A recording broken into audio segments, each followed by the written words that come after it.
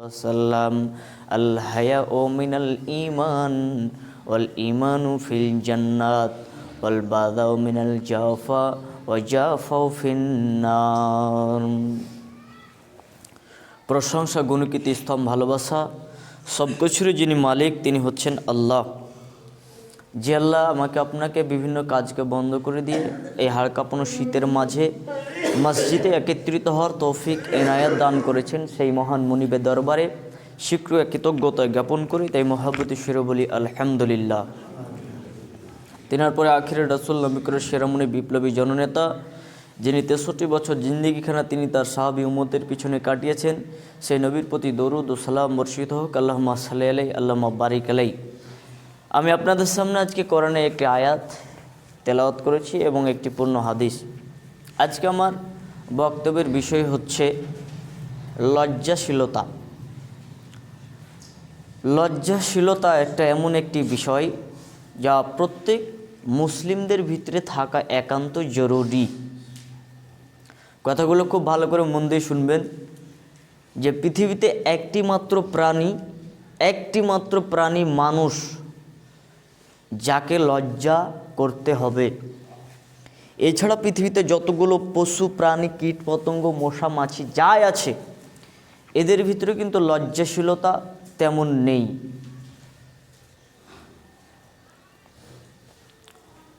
একটি পশু তারা মিলন করতে গেলে কারোর দিকে তাকিয়ে দেখে না কে কোথায় দাঁড়িয়ে আছে। তেমনি করে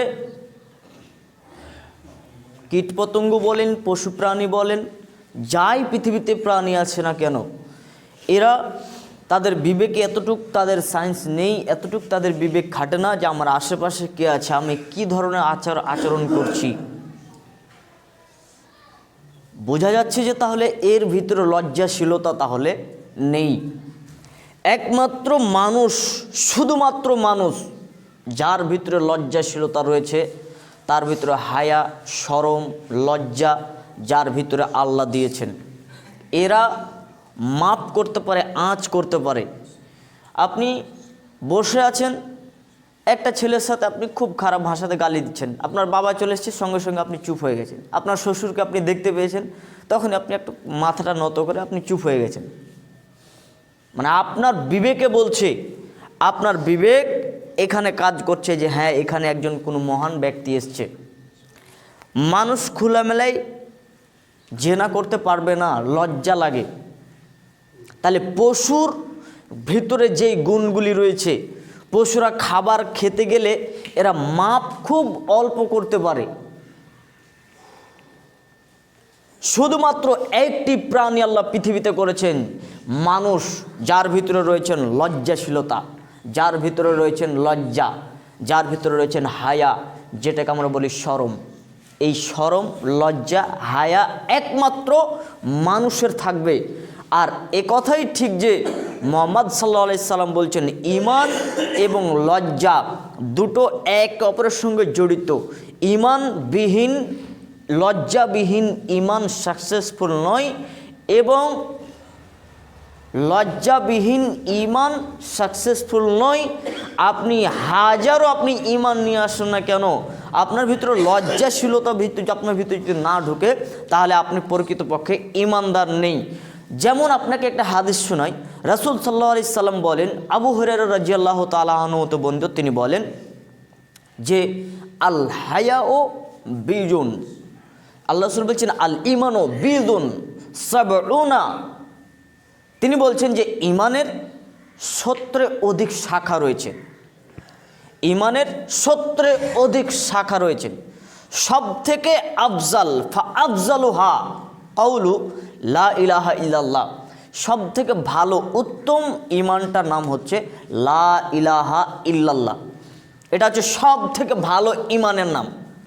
এবং ওয়া আদনাহা, এবং সব থেকে কম হচ্ছে ইমাতাতুল আযা আনি তরিক, রাস্তা থেকে কষ্টদায়ক জিনিসকে সরিয়ে দেওয়া। এটা হচ্ছে সব থেকে ইমানের নিম্ন স্থানের নাম হচ্ছে। তারপরে বলছেন ওয়াল হায়াউ শুবাতু মিনাল ঈমান, লজ্জা শরম করা ঈমানের একটি অঙ্গ। 3টি কথা আবার বুঝেন, ভালো করে শুনেন, নাহলে বুঝতে পারবেন না এই লজ্জার বিষয়টা এমন। আল্লাহ নবী প্রথমে বলছেন ইমানের 70টি শাখা রয়েছে, তার অধিক 70-এর অধিক শাখা রয়েছে। আফজালুহা, সব থেকে ভালো যেটা, উত্তম যেটি ইমানের শাখার মধ্যে সব থেকে যেটি ভালো, লা ইলাহা ইল্লাল্লাহ, এটা এক। আর সব থেকে যেটা নিচে সেটা হচ্ছে যে রাস্তা থেকে কষ্টদায়ক জিনিসকে সরিয়ে দেওয়া। তারপরে তিনি আর একটা কথা বলছেন, ওয়াল হায়া ও শুবাতু মিনাল ইমান, লজ্জা শরম করা ইমানের একটি অঙ্গ। হাদিসে তো তর্জমা আপনাদের সামনে করলাম, কিন্তু বুঝলেন কি? এর ভিতরে অনেক গভীর তথ্যবহুল কথা আল্লাহ নবী বলে রেখেছেন, অথচ আপনি কিন্তু সাধারণ মনে ভাবলেন। মুহাম্মদ সাল্লাল্লাহু আলাইহি ওয়াসাল্লাম প্রথমে বললেন যে সব থেকে উত্তম ইমান, ইমানের যতগুলি শাখা রয়েছে সব থেকে উত্তম শাখাটার নাম কি? লা ইলাহা ইল্লাল্লাহ। লা ইলাহা ইল্লাল্লাহ ভিক্ষা করতে এসছে, লা ইলাহা ইল্লাল্লাহ সবাই বলছে, ফকিরও এখন ধরে নিয়েছে। এক আশ্চর্য ধরনের, ওকে পিটাবেন আগে যে লা ইলাহা ইল্লাল্লাহকে ভিক্ষা করার জন্যে। এখন হিন্দুরাও শিখে নিয়েছে। হিন্দু ভাইরা শুনলে আবার ফের মনে দুঃখ করবে। ট্রেন স্টেশনে আমি দেখেছি অনেককে, আপনিও দেখতে পাবেন, যাতায়াত করবেন আপনি দেখতে পাবেন, ও আসলে কিন্তু হিন্দু, কিন্তু মুসলিমের মতো টুপি দিয়ে দিয়েছে আর পাঞ্জাবি পড়েছে, আর লা ইলাহা ইল্লাল্লাহটা খালি শিখে নিয়েছে, তাই ভিক্ষা চাচ্ছে। চলছে, কারণ মুসলিমরা তো এখন লা ইলাহা ইল্লাল্লাহ বলে ভিক্ষা করে, কিন্তু এটা জানে না যে এটার পাওয়ার কতটুক। লা ইলাহা ইল্লাল্লাহ মানে আল্লাহ ছাড়া সত্য কোনো ইলাহা নেই। আল্লাহ নবী বলছেন ফারিস্তার উপরে তোমরা ঈমান নিয়ে আসো। ফারিস্তারা আছে 4 জন বড় বড় ফারিস্তা, এরপর আরও আল্লাহর অনেক অনেক ফারিস্তা রয়েছেন। ফারিস্তারা যে আছে, আল্লাহর যে একটি মাখলুক ফারিস্তা, এর উপরে তোমরা ঈমান নিয়ে এসো। আল্লাহর যে যতগুলি কিতাব পাঠিয়েছেন, কোরআন, তাওরাত, জাবুর, ইনজিল, কোরআন, এছাড়াও আল্লাহর যে আসমানি শহীফাক যে কিতাবগুলি দিয়েছেন, এগুলোর প্রতি তোমরা ঈমান নিয়ে এসো। আল্লাহ নবী বলছেন মৃত্যুর পরে একটি জগৎ রয়েছেন পরকাল, এর প্রতি তোমরা ঈমান নিয়ে এসো। আল্লাহ নবী বলছেন তোমার তকদিরে যা জিনিস লেখা রয়েছে এটির প্রতি তোমরা বিশ্বাস রাখো, এর উপরে ঈমান নিয়ে এসো। তাহলে নবীদের উপরে ঈমান, ফারিস্তার উপরে ঈমান, কিতাবের উপরে ঈমান, আল্লাহর উপরে ঈমান, পরকালের প্রতি ঈমান, এই এতগুলো ঈমানের কথা আল্লাহ নবী বলছেন। কিন্তু তিনি বলছেন সব থেকে ঈমানের যতগুলি শাখা রয়েছে সব থেকে উত্তম ঈমানটার নাম হচ্ছে, ঈমানের শাখাটির নাম হচ্ছে লা ইলাহা ইল্লাল্লাহ। তার মানে আল্লাহ ছাড়া সত্য কোনো ইলাহা নেই, আল্লাহ ছাড়া কোনো সত্য উপাস্য নেই, আল্লাহ একমাত্র ইলাহা। এটা এত শক্তিশালী যে আরবের মানুষেরা এটা বরদাস্ত করতে পারেনি। আল্লাহ নবী বললেন কি যে ইয়া আইয়ুহান নাস কুলু লা ইলাহা ইল্লাল্লাহ, এই লোকেরা তোমরা লা ইলাহা ইল্লাল্লাহ বলো, তোমরা সবাই বেঁচে যাবে। বাঁকের পরের নামাজ, রোজা, হজ, যাকাত, ইবাদত সব পরে থাক, লা ইলাহা ইল্লাল্লাহ শুধুমাত্র বলো না, বেঁচে যাবে। মুহাম্মদ সাল্লাল্লাহু আলাইহি সাল্লাম বলছেন লাক্কিনু মৌতা, মানুষটা এখন মরতে যাচ্ছে, মানুষটা এখন মরতে যাবে, এই সময়তে যদি কোনো মানুষ বলে লা ইলাহা ইল্লাল্লাহ, শুধু লা ইলাহা ইল্লাল্লাহ যদি বলে, বাকি পৃথিবীতে আর কী আমল করছে এটা দেখার দরকার নেই। আল্লাহ নবী বলছেন এই লোকটা জান্নাতি। তাহলে লা ইলাহা ইল্লাল্লাহ খুব পাওয়ারফুল একটি শব্দ। এখন তো ভিক্ষা করতে এসে লা ইলাহা ইল্লাল্লাহ শব্দ বলছেন। আল্লাহ নবী বলছেন লোকেরা তোমরা যদি বলো লা ইলাহা ইল্লাল্লাহ, তাহলে তোমাদেরকে, তোমরা যে সফল হবে, তোমরা যে জান্নাতে যাবে, কিভাবে নিয়ে যেতে হবে, কিভাবে বাঁচবে সেটা আমি জানি, তবে তোমরা সবাই বেঁচে যাবে। তখন ওই আবুল আহাব তখন বলছেন তাব্বান লাগা ইয়া মুহাম্মদ, মুখ বন্ধ কর, এই জন্য তুই আমাদেরকে জমা করেছিস, আল্লাহ নবীকে বলছেন। তখন ওই লোকগুলোর ভিতরে তখন ওরা বলছে যে এক কাজ কর, মুহাম্মদকে ডাকার পর বল তুমি এই লা ইলাহা ইল্লাল্লাহ যে শব্দটা বলছো, তো আমাদের দেবদেবী মূর্তি পূজাগুলোকে যে একেবারে বাদ করে দিচ্ছ, মানে লা ইলাহা ইল্লাল্লাহ বলতে গেলে দেবদেবী মূর্তি পূজা যত পৃথিবীর মাজার রয়েছে সব বাদ হয়ে যাবে। তা আল্লাহ নবীকে বলছেন ওরা, আবু জাহেল এবং উতবা এবং আবুল আহাবেরা বলছে যে লা ইলাহা ইল্লাল্লাহটা যে বলছো, তা আমাদের দেবদেবী মূর্তি পুজোগুলোকে যে সব কিছু তুমি বাতিল ঘোষণা করলে, খ্যাপাটাপা পাগল হয়ে গেলি নাকি রে? আচ্ছা তোকে একটা কথা বলছি, আরবের বুকে, এই পুরো আরবের বুকে তোর কি কোনো মেয়ে, সুন্দরী মেয়ে কি পছন্দ হয়েছে বিয়ে করার জন্য? যদি আরবের বুকে সব থেকে সুন্দরী মেয়ে তোর যদি পছন্দ হয় বল, ওর নামটা বল, দেখা, ওর সঙ্গে তোর বিবাহ দেবো। যদি বলিস যে না আমার টাকার খুব দরকার, আরবের বুকের যত সম্পত্তি আছে সব তোকে দিয়ে দেবো। আর তুই যদি বলিস যে না আমার নেতা হওয়ার মন চাইছে, আমার নেতা হওয়ার মন চাইছে, তো কাল থেকে তুই নেতা হয়ে যা, আমরা মানবো, কিন্তু একটা শব্দ বলিস না, লা ইলাহা ইল্লাল্লাহ বলিস না। বোঝা যাচ্ছে লা ইলাহা ইল্লাল্লাহ তাহলে অনেক পাওয়ারফুল। আল্লাহ নবী বলছেন চাচা আমাকে আল্লাহ পৃথিবীতে মল্লিন করে পাঠিয়েছেন, ওস্তাদ করে পাঠিয়েছেন, পৃথিবীতে যতদিন থাকবো লা ইলাহা ইল্লাল্লাহ বন্ধ হবে না। টাকাও চাই না, নারীও চাই না, নেতৃত্বও চাই না, লা ইলাহা ইল্লাল্লাহ বলবো। তখন আবু জাহেল তখন খুব ব্রেন বুদ্ধি, ওদের মধ্যে খুব বিচ্ছকন ছিল আবু জাহেল। আবু জাহেল তখন চিন্তা ভাবনা করে বলছে একে কিভাবে তাহলে সঠিক পথে আনা যায়। আর একদিন মিটিং করে বলছে যে শোন, আমরা খুব চিন্তা ভাবনা করে দেখলাম তুই যে লা ইলাহা ইল্লাল্লাহটা বলছিস, লা ইলাহা ইল্লাল্লাহ কিন্তু ঠিক আছে। আবু জাহেল এখন উল্টাভাবে এখন বোঝাচ্ছে, লা ইলাহা ইল্লাল্লাহ যে তুই যখন বলছিস, তা আমরা অনেক চিন্তা ভাবনা করে দেখলাম শব্দটা ঠিক আছে, তবে বেটা আমরা তো তোর বাপ চাচাই হলাম, আমাদের কথা মানবি না তো কার কথা মানবি? কি চাচা? বলে লা ইলাহা ইল্লাল্লাহ বলবি, একাই বল, কাউকে বলিস না। একটা তোকে ঘর দিয়ে দেবো, একাই তুই বলে যা, কাউকে বলতে হবে না। দেখেন লা ইলাহা ইল্লাল্লাহর পাওয়ার কতটুকু, একাই ঘর দিয়ে দেবো। তখন আল্লাহ নবী বলছেন লা ইলাহা ইল্লাল্লাহ বলার জন্য আমাকে ঘর লাগবে না, আমাকে পুরো পৃথিবীর সমগ্র মানুষের মাঝে আমাকে লা ইলাহা ইল্লাল্লাহ প্রচার করতে হবে। এই জন্য আল্লাহ আমাকে পৃথিবীতে পাঠিয়েছেন। কোনোভাবেই মিটিং করা গেল না। শেষ পর্যন্ত আবু জাহেল বলছে এক কাজ কর, ছোট ছোট বাচ্চাগুলোকে সবকে জমা করা হলো, আর ওদের হাতে ইট পাথর ধরিয়ে দেওয়া হলো, দিয়ে বলছে বল মোহাম্মদ ও হচ্ছে পাগল হয়ে গেছে। সবাইকে ওর পিছনে হুলকে দেওয়া হলো। ছোট বাচ্চারা মোহাম্মদকে পাগল বলে সবাই তখন মারতে শুরু করলো। লা ইলাহা ইল্লাল্লাহ কাটা গেল না। আল্লাহ নবী বলছেন সব থেকে উত্তম ইমানের যতগুলি শাখা রয়েছেন তার মধ্যে এক নাম্বার, সেটা হচ্ছে লা ইলাহা ইল্লাল্লাহ। লা ইলাহা ইল্লাল্লাহ আপনাকে ইখলাসের সঙ্গে বলতে হবে। এরপরে আল্লাহ নবী বলছেন সব থেকে কমজোর যেটি ইমান, সব থেকে দুর্বল ইমান, এর নিচে আর ইমানের কোনো শাখা নেই। ও আদনাহা, সব থেকে ইমানের যতগুলি সূত্রে অধিক শাখা রয়েছে সব থেকে নিচের শাখাটি হচ্ছে ইমাতাতুল আযা আনি তারিক, রাস্তা থেকে কষ্টদায়ক জিনিসকে সরিয়ে দেওয়া। রাস্তাতে যদি আপনি মোটর বাইক নিয়ে রাস্তাতে আপনি যেতে যেতে দেখতে পাচ্ছেন একটা বড় ঘন্টা পাথর, ছোট্ট তো এই সাইজের একটা পাথর পড়ে আছে, এই পাথরটাতে কোনো মোটর বাইক যদি চাপে তাহলে ও অ্যাক্সিডেন্ট হয়ে যেতে পারে। তখন আপনি ওই পাথরটাকে সরিয়ে দিলেন। আল্লাহ নবী বলছেন এই লোকটার ভিতরে ঈমান আছে। এখন আমাদের বর্তমান সমাজের ভিতরে এমন প্রচলন হয়ে গেছে যে আমাদের ভিতরে এই ঈমানটুকু আর নেই। কেন? আমরা নিজেরাই যে কষ্টদায়ক জিনিস রাস্তাতে ফেলে রেখেছি। রাস্তাতে যেতে যেতে দেখবেন যে পুরো রাস্তাকে কভার করে নিয়েছে, রোদ্রে শুকাতে দিয়েছে ভুট্টা, আর পুরো অর্ধেক রাস্তাকে ঘিরে দিয়েছে। রাস্তাতে আপনি দিয়েছেন খড় মেলে দিয়েছেন, ধান পিটার পরে সব খড়গুলোকে মেলে দিয়েছেন, মোটর বাইক যেতে পারছে না। একটা লোকের এই দিক থেকে কলের পানি এই দিকে যেতে পারছে না, তার জন্য রাস্তাটাকে, মাটির রাস্তাকে কেটে মাঝে দিয়ে পানি যাচ্ছে। প্রত্যেক ব্যক্তি ওই জায়গাতে যাচ্ছে, তখনই কষ্ট পাচ্ছে, গাড়িটাকে দাঁড় করাচ্ছে, কেউ হয়তো বা পড়ে যাচ্ছে, এরকম হচ্ছে। আল্লাহ নবী বলছেন ইমাতাতুল আযা আনি তারিক, রাস্তা থেকে কষ্টদায়ক জিনিস সরানো। রাস্তা থেকে কষ্টদায়ক জিনিসকে যে ব্যক্তি সরাবে, এটা হচ্ছে ঈমানের সব থেকে নিচের স্তরের শাখা। এবার আপনি যদি ওই কষ্টদায়ক জিনিসকে রাখেন তাহলে আপনার ভিতরে ঈমানই বা কি আছে? তারপরের শব্দ আল্লাহ নবী এমন কঠিন শব্দ বললেন, ওয়াল হায়াউ শুবাতুম মিনাল ঈমান, লজ্জা শরম করা হচ্ছে ঈমানের একটি অঙ্গ। লজ্জা শরম করা হচ্ছে ঈমানের একটি অঙ্গ।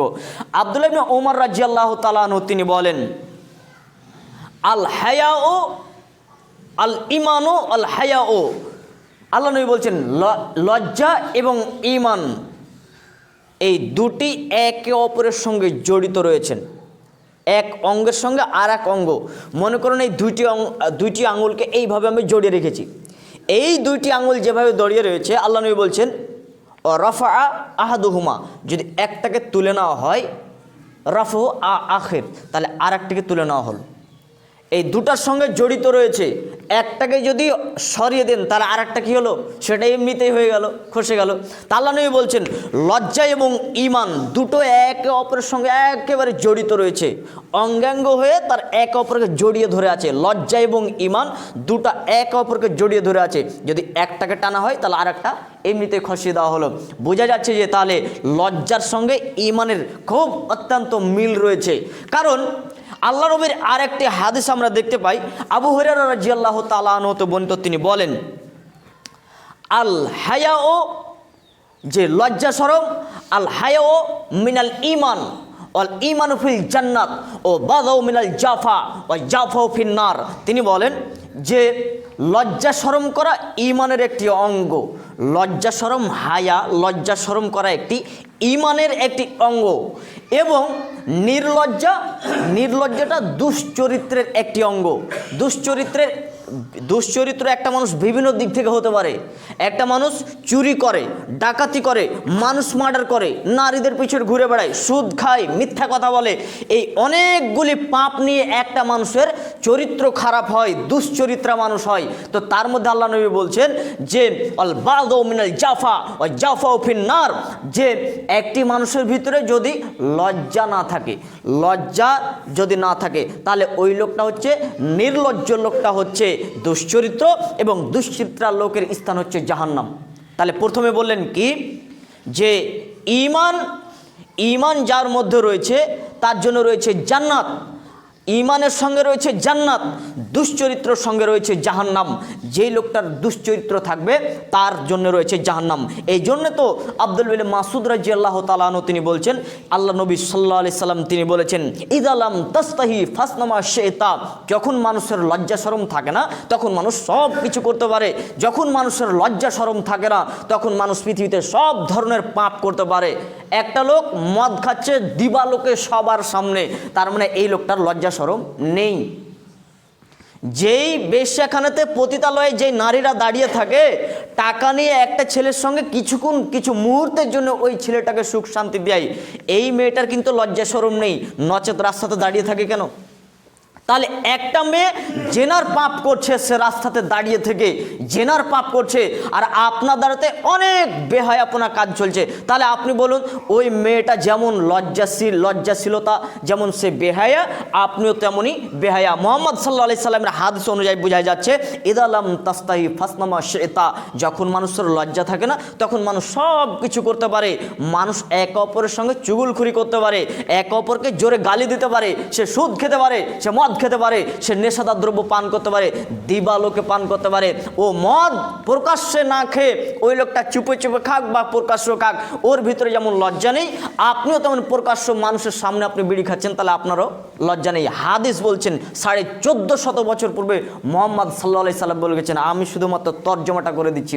আল্লাহ নবী এইগুলোই বাক্য বলছেন যে আপনি যখন দিবালোকে আপনি যখন কোনো পাপ করবেন, প্রকাশ্য যখন আপনি পাপ করবেন, এটারই নাম হচ্ছে যে আপনার ভিতরে লজ্জা নেই। নচেত আপনি প্রকাশ্যে আপনি এই পাপ করলেন কেন? মানুষ যদি গোপনে গোপনে যদি পাপ করে আর আল্লাহর কাছে তওবা করে, তাও তো না হয় আমরা বলতাম যে লোকটার কোনো পাপ নেই, লোকটা খুব ভালো। গোপনে গোপনে আপনি কোনো একটা পাপ করছেন, আমি হয়তো এখনো জানি না, আপনি গোপনে কোনো একটা পাপ করছেন কিন্তু আমি জানি না, এখন আপনি প্রকাশ্য পাপ করতে লেগেছেন, তখন তো সবাই দেখছে, তাহলে লজ্জা নেই বলেই তো প্রকাশ্য পাপটা হচ্ছে। একটা লোক চুরি করতে গিয়ে ধরা পড়েছে, যতদিন সে ধরা পড়েনি ততদিন কিন্তু সে চোর নয়। আপনার বাড়ির অর্থ সম্পদ, আপনার দোকান থেকে অনেক জিনিস চুরি করেছে, আজকে প্রায় 5 বছর থেকে চুরি করছে, কেউ বলে না যে ও চোর। যেদিন লোকটা চুরি করতে গিয়ে ধরা পড়েছে সেদিন থেকে ওর টাইটেল হয়ে যাবে কি, ও চোর। আল্লাহ নবী কি বলছেন যে ইদালাম তাস্তাহি ফাসনামা শাইতা, মানুষের যখন লজ্জাশীলতা যখন থাকে না তখন মানুষরা সব কিছু করতে পারে, সব কিছু মানে প্রকাশ্য। আল্লাহ নবী বলেন, শোনো, আব্দুল বিন মাসুদ রাদিয়াল্লাহু তাআলা আনহু তিনি বলছেন, রাসূল সাল্লাল্লাহু আলাইহি সাল্লাম বলছেন, তোমরা আল্লাহকে লজ্জা করো, তোমরা আল্লাহকে তোমরা হায়া শরম করো। তখন আব্দুল বিন মাসুদ রাদিয়াল্লাহু তাআলা আনহু এবং রাবি তারা বলছেন, আল্লাহর নবী, আমরা আল্লাহকে লজ্জা করি আলহামদুলিল্লাহ। তখন আল্লাহ নবী বলছেন, আরে এটা লজ্জা নয়, লজ্জা করতে হবে কি, শোনো, তোমার বিবেকে যেটা চিন্তা ধারণা আসছে সেই বিবেক সম্পর্কে তোমাকে সেই বিবেককে হেফাজত করতে হবে। বিবেকে অনেক রকম খারাপ খারাপ চিন্তা চলে আসছে, বিবেকে অনেক রকম ধারণা চলে আসছে, বিবেককেও তোমাকে হেফাজত করতে হবে, এটাও একটা লজ্জা। কারণ তোমার বিবেকে যেই ধারণা আসছে এটাও তো আল্লাহ জানছে, অতএব তোমার বিবেককেও পবিত্র রাখতে হবে। 2, তুমি যেটা পেটে খাচ্ছ তোমার এই পেটটাকে পরিষ্কার রাখতে হবে, খাবারটাকে ঠিক রাখতে হবে। তোমার পেটের ভিতরে যেই জিনিসগুলো রয়েছে অতএব আভ্যন্তরীণ জিনিসগুলোকে তোমাকে পবিত্র রাখতে হবে। শুনে রাখো, তোমরা বেশি বেশি করে মওতকে স্মরণ করো এবং কবরের পরীক্ষা, আল্লাহর যে পরীক্ষা রয়েছে পরীক্ষাকে স্মরণ করো। শুনে রাখো পৃথিবীবাসী, পৃথিবীতে ওই মানুষেরাই হবে জান্নাতি যারা দুনিয়ার লোভ লালসা ছেড়ে দিয়ে, যারা দুনিয়ার এই মহব্বতকে ছেড়ে দিয়ে, যারা পরকালমুখী রয়েছেন, যারা আল্লাহর জান্নাতের আশায় দুনিয়ার সৌন্দর্য, দুনিয়ার মায়া মহব্বত সবকে ত্যাগ করে দিয়েছে, এই লোকটাই মূলত জান্নাতে যাবে। অতএব শুনে রাখো, তোমাদের ভিতরে লজ্জাশীলতা থাকতে হবে। অনেকগুলি কথা বললাম, শুধুমাত্র একটি কথা আপনাদের ভিতরে জানতে হবে, লজ্জা এই টপিকটা কি। আপনার ভিতরে লজ্জাশীলতা থাকলে আপনি সব আপনি প্রকাশ্য আপনি কিন্তু পাপের কাজ করতে পারবেন না। গোপনে যদি পাপ করেন তো আল্লাহ নবী ফের এটাও বলছেন, একজন সাহাবীকে দেখতে পাচ্ছেন যে উলঙ্গ অবস্থায় গোসল করছে, একটাও শরীরে পোশাক নেই, দেখতে পেয়েছেন। আল্লাহ নবী মেম্বারে চড়ে এসে বলছেন, শোনো, যে সব থেকে বেশি পর্দা করতে হবে কাকে? আল্লাহকে। সব থেকে বেশি পর্দার হক রাখেন কে? আল্লাহ। অতএব তোমরা গোসল করার সময় তোমরা খুব সাবধান। তার মানে বোঝা যাচ্ছে যে উলঙ্গ হয়ে গোসল করা যাবে না। তবে কিছু কিছু ওলামা এবং অন্যান্য হাদিস দ্বারা প্রমাণ পাওয়া যায় যে এটা জায়েজও রয়েছে। নির্জন গোপন একটা স্থান যেখানে কোনো কিছু নেই, ওপরে বা ছাদ রয়েছে, এই সমস্ত জায়গাগুলোতে প্রয়োজনে আপনি গোসল উলঙ্গ অবস্থায় করতে পারেন। তবে দিবালোকে খোলা মাঠে আপনি উলঙ্গভাবে গোসল করতে পারবেন না। আল্লাহ নবী এটাই কথা বলেছেন, লজ্জা করতে হবে। সব থেকে লজ্জার অধিকার রাখেন কে? আল্লাহ। আর আল্লাহ লজ্জাশীল ব্যক্তিকে বেশি ভালোবাসেন, আল্লাহ বেশি ভালোবাসেন। আজকে বর্তমান সমাজে আজকে ছেলেমেয়েরা যে বেহায়াপনা করে চলছে, আমরা আজকে পিতারা, আজকে আমরা মাতারা, আমরা সজাগ নই, আমাদের ছেলে মেয়েদেরকে সঠিক আদব আমরা শিক্ষা দিতে পারছি না। প্রত্যেকের কাছে আন্তরিকভাবে অনুরোধ জানাচ্ছি যে আপনার ছেলে মেয়ের ব্যাপারে আপনি অন্তত পক্ষে আপনি সতর্ক হন। কলেজে যাচ্ছে, কোথায় যাচ্ছে একটু তদন্ত করুন। স্কুলে যাচ্ছে, কোথায় কার বাড়ি বেড়াতে যাচ্ছে একটু তদন্ত করুন। কারণ নির্লজ্জতা যদি একটা নারীর ভিতরে যদি পাওয়া যায়, একটা ছেলের ব্যাপারে যদি বেহায়াপনার দিক পাওয়া যায়, তাহলে এর জন্য কিন্তু পিতামাতাও কিয়ামতের মাঠে তারা দোষী বলে, অপরাধী বলে গণ্য হবে। এর জন্য আপনাকেও সজাগ থাকতে হবে, নচেত কিয়ামতের মাঠে কঠিন পরিস্থিতিতে আপনি পড়ে যাবেন। আল্লাহর কাছে শেষে আমরা দোয়া করি, আল্লাহ যেন আমাদের প্রত্যেকের ভিতরে যেন ঈমান আমানে রাখেন এবং প্রত্যেকের ভিতরে যেন আমাদেরকে হায়া, লজ্জা, শরম করার যেন তৌফিক দান করেন। আল্লাহুম্মা আমিন।